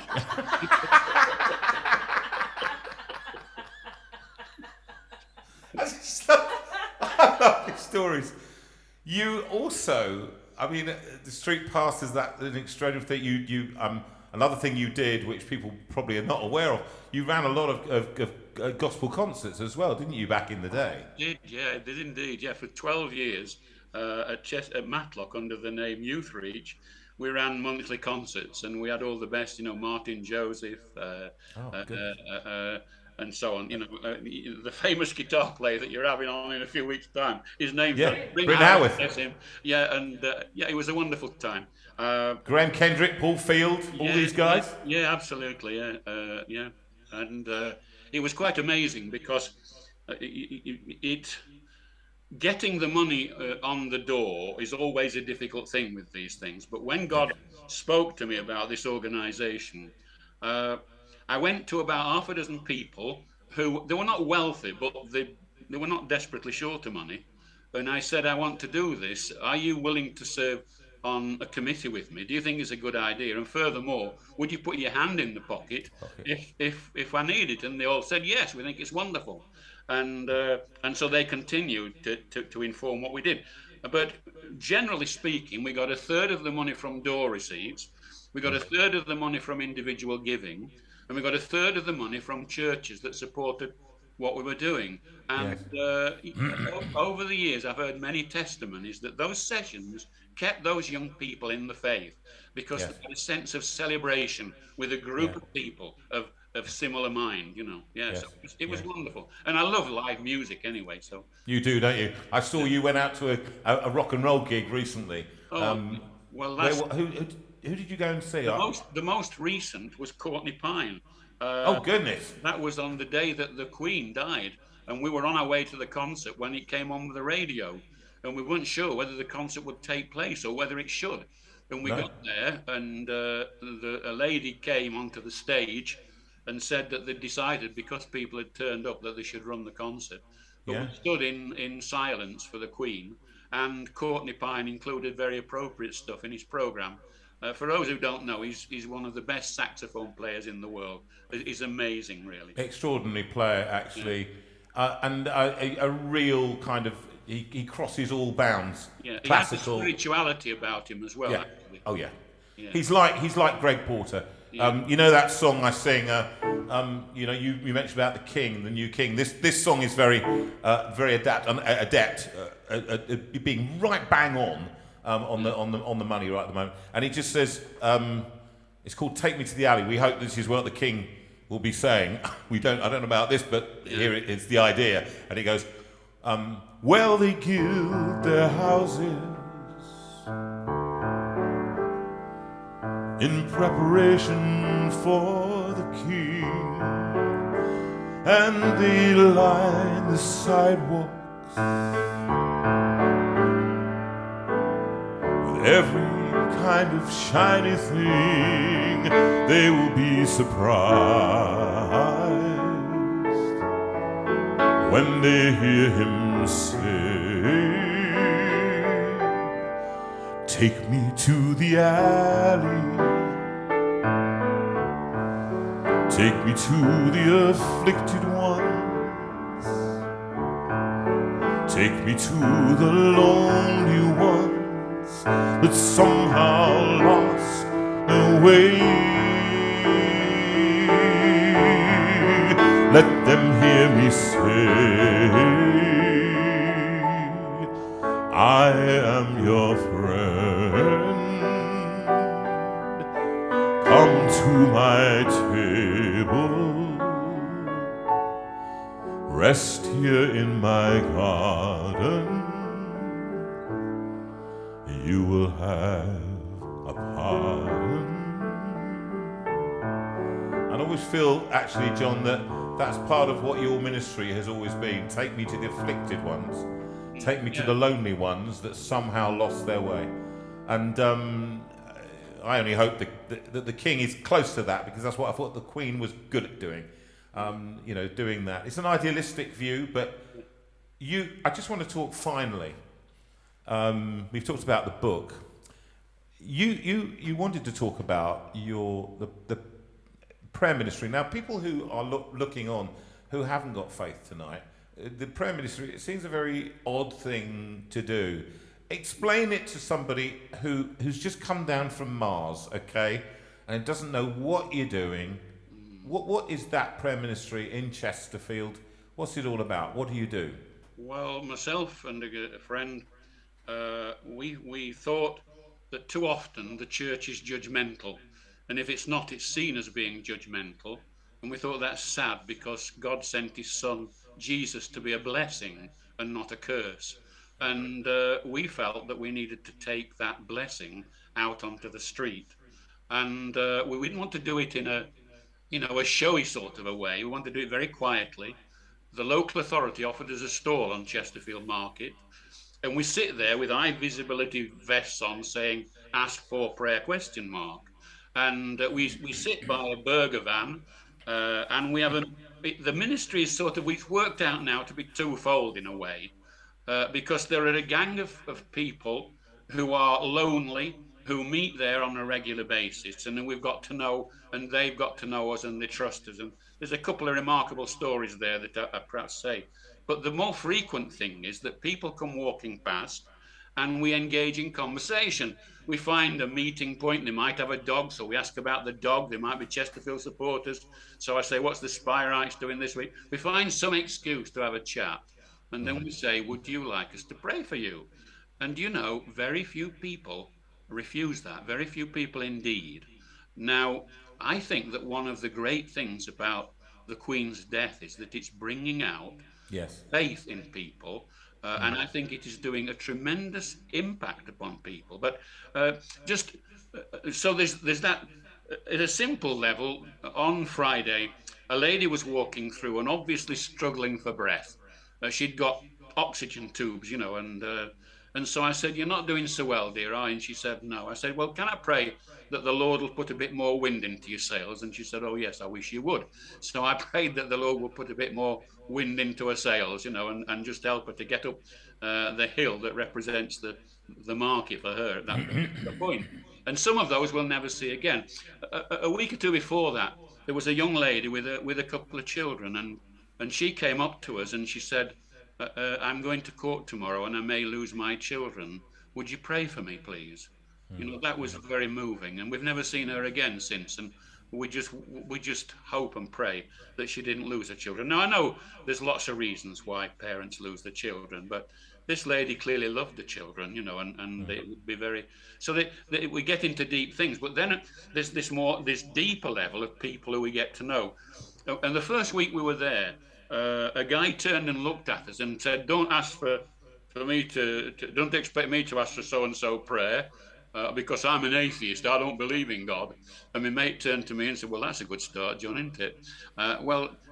This guy, we got to know him, and he built a trust. We built a trust with him, and he was moving house, and he got all sorts of problems. So every time he got a problem, we prayed about it, and we tried to help him in practical ways as well. And then he reached the stage at which, when we arrived, he would say, "Hey, John, that God of yours has answered one of our prayers again." And so my mate said, "If you're not careful, the secular society will throw you out." Yes. But then I found I'd been away for a week, and I came back, and my mate said, "Oh, he's poorly. He's got suspected lung cancer, and he's got to go to Sheffield to the Northern General. He can't get on and off buses. He can't afford a taxi, so he's worried about it." And I said, "Oh, I'll offer to take him." So when he was aside and the others couldn't hear, I wanted to make it very quiet. And I said, if you like, Ray, I'll take you to Sheffield. And he shouted at the top of his voice, "Well, what do you think? So-and-so, John's so-and-so offered to take me to hospital." So I ended up taking him to have the scan. I took him to see the consultant. I eventually took him for the operation. I prayed with him before the operation. And he said, "Well, John," because we had long conversations between here and Sheffield. And he said, I might die, but I know where I'm going if I do." And he then, this was just before Christmas, and he said, after he came out, "I'd like to go to your church to thank God for getting rid of the cancer." So he came, and he then came to our house for a meal, and so on. But to cut a long story short, he died during lockdown of a brain hemorrhage. He got nobody in the world, and I ended up giving the eulogy and picking hymns that I knew he loved. And, he's gone to be with the Lord. And currently, I'm helping a guy who's also got cancer. He's one of that same group, and he's been going through difficult times. And so nowadays, he will not let me leave without he takes hold of my hand and we pray right into his situation. And he's going to come to our next Alpha course, starting in a couple of weeks' time. I don't know what they'll make of him because he's the most unlikely candidate. But those are the candidates. Yeah. Those are the ones. Yeah. Take me to the lonely ones who somehow lost their way. Yeah. And that's the ministry. I think actually that's the ministry of reconciliation. That 2 Corinthians 5 talks about. Yeah. It talks about we've been called, be reconciled to each other, and it's the idea of reconciled to each other. And so you're reconciling to God, and you're reconciling people to each other. Yeah. Bring the hearts of the children to their parents. Bring the hearts of the parents to their. It's that whole thing of John. Look, we've got to finish. It's 9:46. We've not even touched the sides. We've hardly had any stories. But I'm sorry, I've detracted from your singing, brother. Well, no, you've got to be joking. I think people have been. They've been glued, John. They've been glued. And a question from Andy Hatvani is, will JB be doing one-man shows like JV? No, not at all. I'm nothing the entertainer that he is. I mean, he talked that Christmas, he talked for an hour about nothing. And that's something he does every day. Yeah, try living with that. Well, you know that better than anybody else, don't you? John, it's been lovely, John. What a Thank you lovely so much pleasure for to have. coming on. And as Thank soon you. as your book comes out, we will do a big publicity We shift will. Lots here of people on- want to read it, Okay. so you've whetted a lot of appetites. You've sold a lot anyway. Yeah. And I think, is it out before Christmas? I don't think so. No. They did There was a suggestion the 29th of November, but I think that was just illustrative of the process that they go through. So don't hold your breath. Well, push them. No, the way to do it, trust me, with publishers, I trust none of them. Push them, right? Record companies, publishers, they're all the same. Yeah, we'll get it out. Yeah.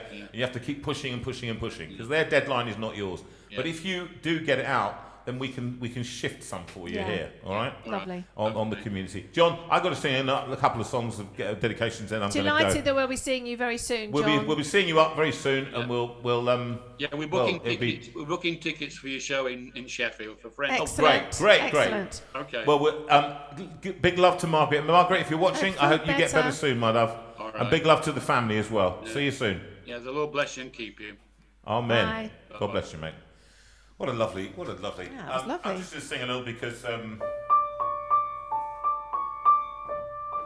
David. Oh, yeah, lovely, David.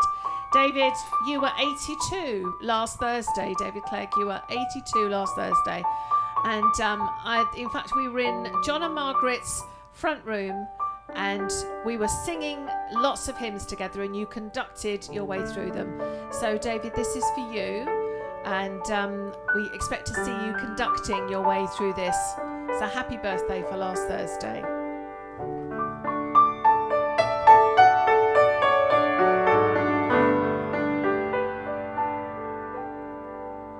Because he lives,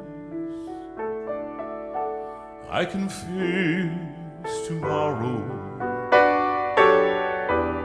Because he lives,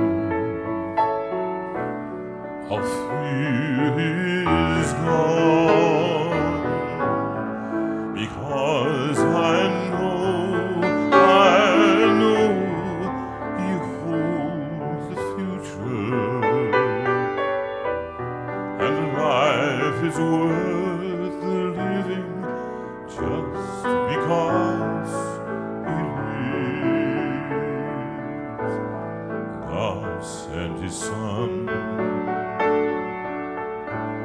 They called Him Jesus. He came to love, heal and forgive. He lived and died to buy my pardon. An empty grave is there to prove my Savior lives. Because He lives, I can face tomorrow. Because He lives, all fear is gone. Because I know He holds the future, and life is worth the living just because He lives. And then one day I'll cross the river, I'll fight life's final war with pain. And then as death gives way to victory, I'll see the light of glory, and I know He lives. Because He lives, I can face tomorrow. Because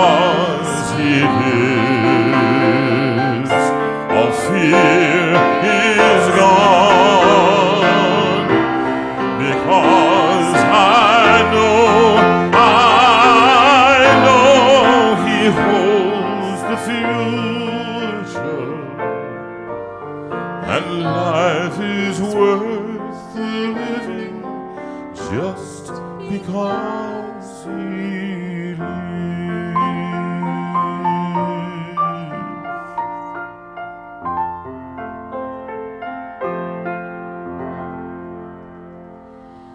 Oh, that's one song for you, David. And here's a song for Grant and Sarah, actually. And I thought it was lovely. We met them and a few people there, and it was very moving to meet them. And I know life is tough, Grant and Sarah. I know life is tough for you. So it goes, this little going, Oh, and this is for other people as well. Keep playing the introduction. This is also for Adrian and Nicola. You were 15 years old as a partnership last Thursday. And so we wish you a very happy anniversary, dear friends. And also, Colin and Fiona, you are 33 together next Saturday. So happy anniversary for next Saturday.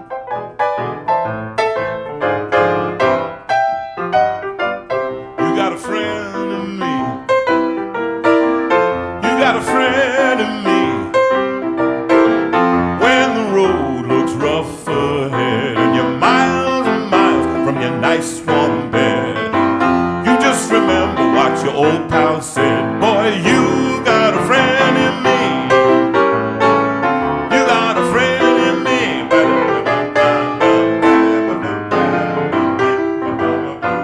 You got a friend in me. You got a friend in me.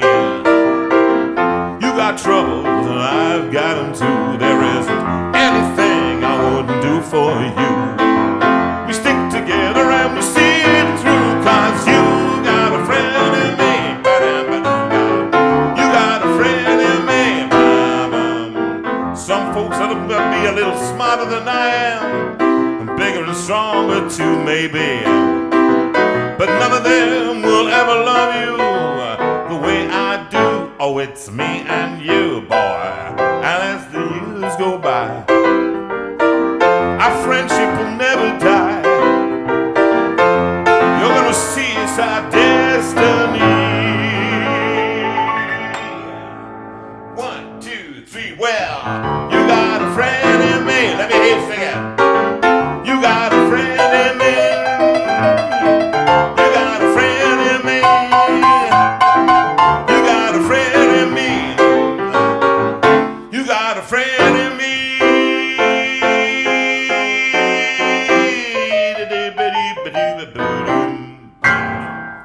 Well, no one can ever accuse you of being samey. No, never. And so we end tonight with a beautiful rendition of Go Peaceful. This is the track that we're going to hear now, and it's just beautiful. With my lovely wife, who was made famous with this song on all over social media. Can go off people, you know. Right, and here it goes. And we're going to hear both the songs together. Go Peaceful, and in the other one, Lord Bless You. So if you know these songs, join in. These are the album versions from Lockdown Sessions 1, and you can buy that online if you'd like to and sing along. Here we go. Lovely to have you with me again, Susan Ann. But it's been lovely having you with us tonight. And John Baum, what a lovely guest. We've been having a real run of great guests, haven't we? Beautiful. And it will continue right the way through the autumn. Go peaceful in gentleness through the violence of these days. Give free, show tenderness in all your ways.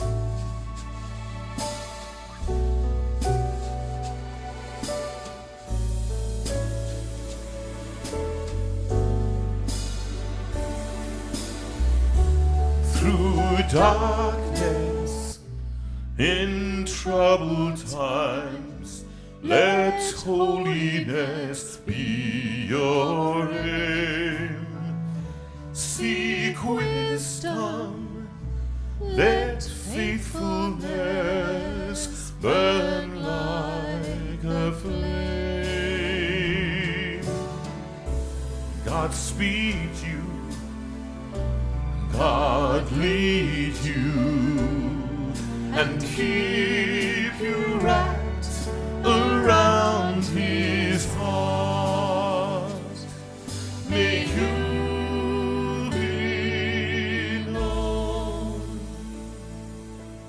by love. And we think of all of you this week as you're going through whatever you're going through, difficult times. And we pray and think of you during the week, very often. And we can't always promise everything, but we promise that we are friends and that we'll be here for you in those dark times as much as we can be. I also ask you to go peaceful with each other. In a world of greed and lies, make a difference where you are in what you're doing. Faith or no faith, go peaceful in gentleness.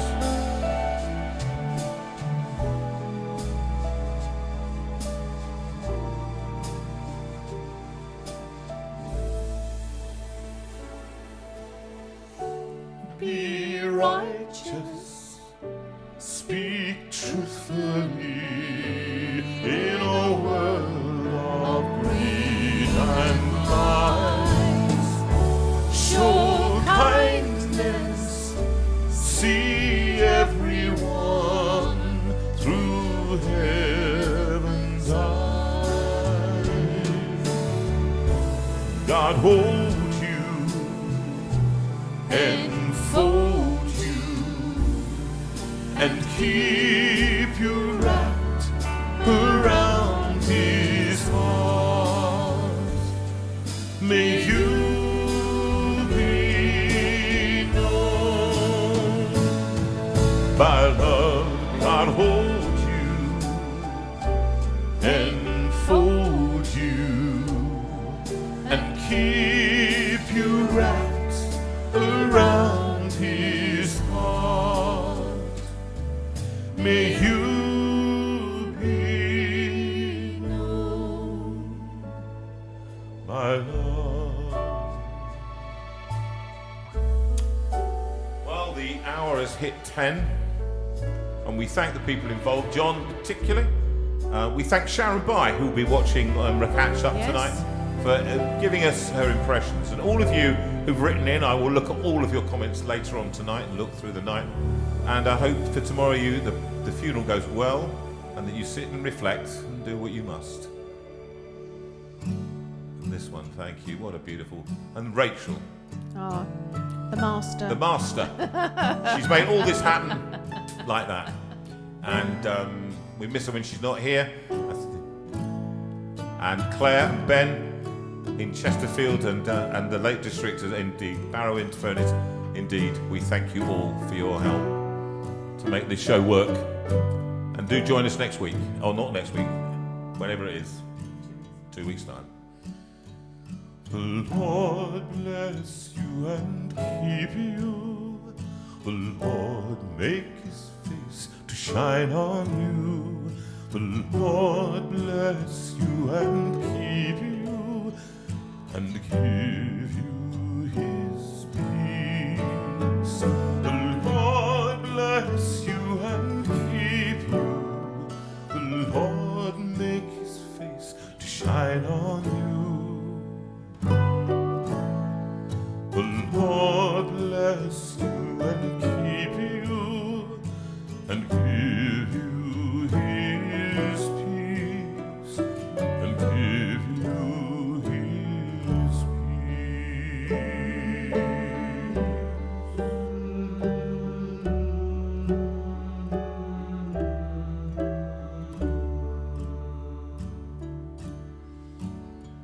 The Lord bless you and keep you.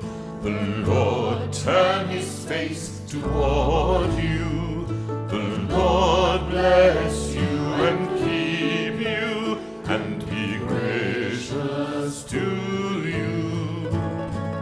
The Lord bless you and keep you. The Lord turn His face toward you. The Lord bless you and keep you, and be gracious to you, and be gracious to you.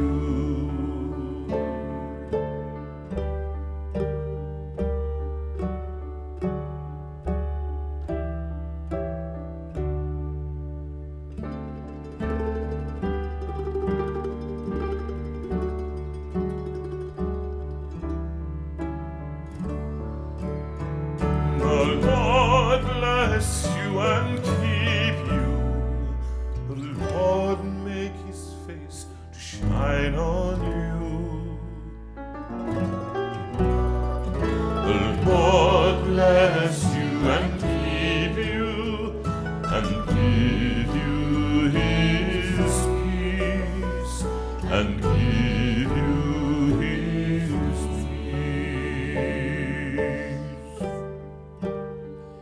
That's right, it's 9th of October. It's 9th of October is the That's next when one. it is. Is that right? 3 weeks' time. 3 weeks' time.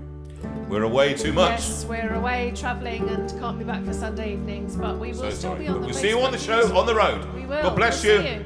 Love you lots. We're late, but good night. Bye everyone. God bless See you soon.